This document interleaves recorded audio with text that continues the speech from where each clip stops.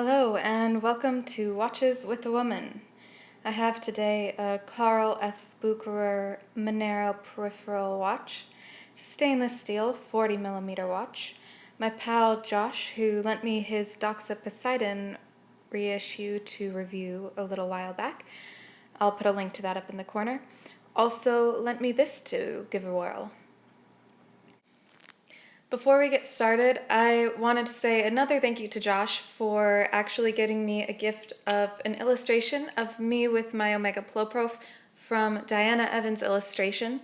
Diana Evans is on Instagram and you should check out that Instagram. It's all about watches and women with watches and it's super awesome. I'll put her name in the description of this video below. Thank you both again, and now let's get back to the watch. When I see my buddy wearing this, I definitely think it's a handsome watch. However, wearing it, I really grew to appreciate the dial even more. The fume blue dial looks brilliant in the sun, and the subtle changes in shades make it really eye-catching and unique. The applied raised metal indices give a sharp and elegant look to the face, and it makes it quickly legible in the daytime. The sharp fold down the center of the hands give it a crisp look and give the face more depth. The lume is non-existent on the watch, but rather the watch is more about how it shines in the light, in the natural light, with that fume blue dial, with the glimmer that bounces off of the hands and the indices, as well as the smooth case. It's elegant, but still has an almost sporty edge to it, which is quite punchy and clean.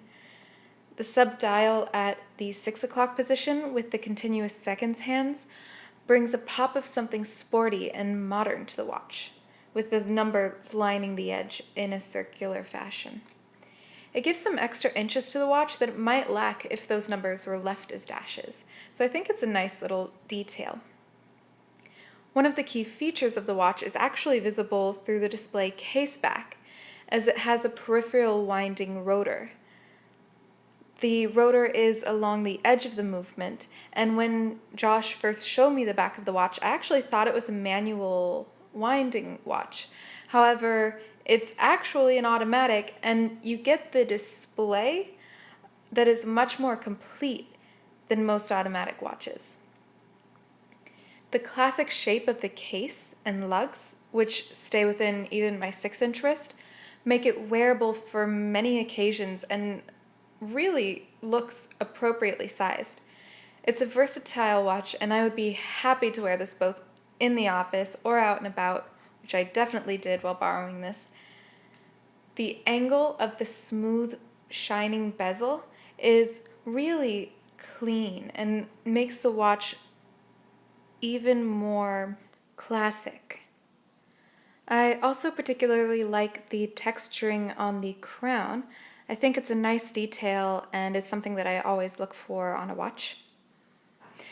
But I think that it, in this case, adds a bit of detail to the case which it wouldn't otherwise have. It's similar to how the subdial adds that bit of extra interest on the face that is very clean. This crown gives that interest to the entire watch, to the look of the case. Actually, on the wrist, the watch sits very well and hugs quite nicely. So aside from the strap in this case being large for me because it is my buddy's watch, the watch itself was quite fitting. The lugs have a slight curve to them, so it is more wearable in that way. If you have a chance to see this watch in person, I am sure that you can appreciate the beauty and simplicity of it. It is amazing, and I would recommend trying it on if you get the chance.